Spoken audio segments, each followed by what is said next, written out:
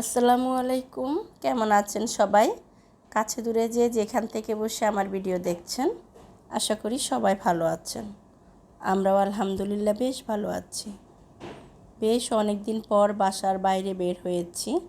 অসুস্থতার কারণে একদম ঘরবন্দি হয়েছিলাম বলতে গেলে 15 দিনের মতো। তো আজ একটু ভালো ফিল করছি, আর কিছু প্রয়োজন আছে তাই বের হতে হয়েছে। আর অনেক বেশি অসুস্থ থাকার কারণে বাইরের ওয়েদারটা বেশ অনেক দিন গায়ে লাগানো হয়নি, তাই ভাবলাম আজ বাইরে অনেক সুন্দর ঠান্ডা বাতাস, একটু ঘুরে আসি, ভালো লাগবে। আর সেই সাথে নিজের টুকিটাকি কিছু কাজ আছে, সেগুলো শেষ করে আসব। আসলে আমি জ্বর ঠান্ডা হলে অনেক বেশি ঠান্ডা খাবার আমার খেতে হয়, আর অনেক বেশি এসির নিচে থাকা হয়েছে। সব মিলিয়ে আমার গলার অবস্থা খুবই খারাপ। তো কথা শুনে হয়তো আপনারা বুঝতে পারছেন আমার গলাটা এখনও ঠিক হয়নি। তারপরেও আজ একটু ভালো লাগছে বলে বাইরে বের হয়েছি। আর সেই সাথে বাচ্চাদের স্কুল তো গরমের জন্য বেশ অনেক দিন বন্ধ ছিল, আগামীকাল থেকে ওদেরও ক্লাস শুরু হবে। তো কিছু খাবার দাবারের প্রয়োজন আছে, সেগুলো আমি নিয়ে এসেছি। আর সেই সাথে চালের বস্তাটাও চলে এসেছে। আর এটা হচ্ছে তার পরদিন সকালবেলা। আমি আসলে আমার ভিডিওটা শুরু করেছি গতকাল রাত্রে থেকে, যেহেতু একটু বাসার বাইরে বের হবো চিন্তা ভাবনা করেছি। তো ভেবেছি আপনাদের সাথে একটু শেয়ার করি। আমি গত ভিডিওতে অনেক বেশি অসুস্থতার কথা বলাতে সবাই আমার জন্য এত পরিমাণ দোয়া করেছেন, এত ভালোবাসা দিয়েছেন। তো এখন যে আমি একটু সুস্থ হয়েছি আর নিজের প্রয়োজন মিটাচ্ছি, সেগুলো আপনাদের সাথে একটু শেয়ার করব বলে ভিডিওটা অন করেছি। আর এটা হচ্ছে তার পরদিন সকালবেলা। নিচে একটা ছোট পুষ্করির মতো ছিল, ওটাতে হয়তো ওনারা এখন কাজ ধরবে, তাই মাছ ধরছে। একদম সেচে শুকিয়ে ফেলেছে পানি, আর মাছ ধরছে। সেটা কিছু সময় দেখেছি, বেশ ভালো লেগেছে।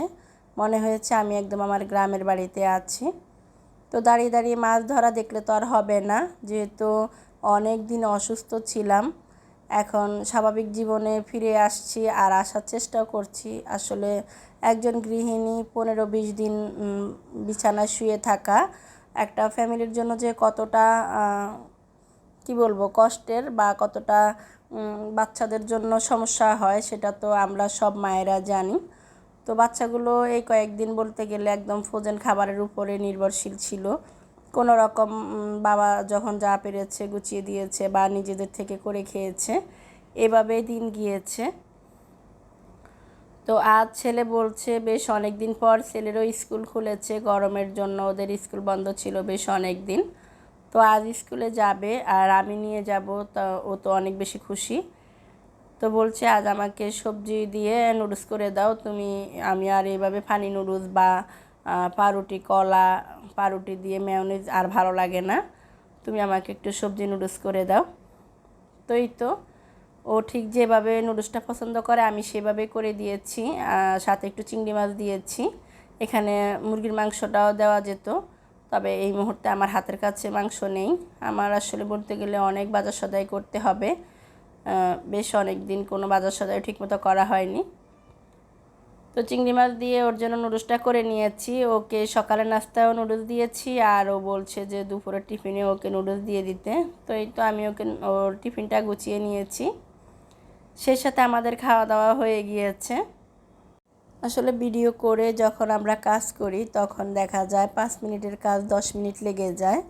তো বেশ অনেকটা সময় হয়ে গিয়েছে, স্কুলটা বেশ অনেক দূরে, তো যেতে অনেক সময় লাগবে। তাই অফ ক্যামেরায় আমরা মা ছেলে রেডি হয়ে গিয়েছি। আর এই তো আল্লাহর নাম নিয়ে আমরা বাসা থেকে বের হয়েছি। ওকে স্কুলে দিয়ে আমি চলে আসব। এসে আমাকে আজকে অনেকগুলো কাজ করতে হবে, যেহেতু আজকে একটু ভালো ফিল করছি আর ছেলের স্কুল শুরু হয়ে গিয়েছে। আর অলসতামি করে শুয়ে থাকার সময় নেই, শরীরটা একটু ভালো ফিল করছি আগের তুলনায়, তাই আর শুয়ে থাকার ইচ্ছে নেই। তো এই তো বাসায় এসেছি, এসে অনেক কাজকর্ম করেছি অফ ক্যামেরায়। সে সাথে দুপুরের কাটাকুটি করে নিয়েছি। বেশ অনেক দিন অসুস্থতার কারণে মুখের রুচি নষ্ট হয়ে গিয়েছে, কিছুই যেন ভালো লাগছে না, আর অনেক পরিমাণে দুর্বলতা কাজ করছে শরীরে। তো ভেবেছি আজ একদম ঝাল ঝাল কিছু একটা রান্না করব, আর সেই সাথে একটু গরুর কলিজা ভুনা করব। অনেক বেশি দুর্বল হয়ে গিয়েছি। আমার শুধু জ্বর ঠান্ডাই হয়নি, সাথে আরও অন্য সমস্যাও ছিল। তো কলিজা ভুনা করার জন্য আমি রেগুলার যে শুকনা মশলা ইউজ করি সেগুলো একটু ভিজিয়ে কিছু সময় রাখবো। এভাবে গুঁড়ো যে মশলা সেগুলো 10-15 মিনিট ভিজিয়ে রেখে রান্না করলে বাটা মশলার একটা ফ্লেভার পাওয়া যায়। তো আমি সেটাই করছি। আর এদিক থেকে আমার খুবই পছন্দের একটা তরকারি রান্না করছি, চিংড়ি মাছ দিয়ে ঢ্যাঁড়স। চিংড়ি মাছ দিয়ে ঢ্যাঁড়স এইভাবে রান্না করলে আমার বেশ ভালো লাগে। আমি অনেক সময় ভাত ছাড়াও এইভাবে খাই। আমার মানে একদম একটু বেশি ঝাল দিয়ে রান্না করি, ঝাল ঝাল ভালো লাগে, তাই আজ সেটাই রান্না করছি।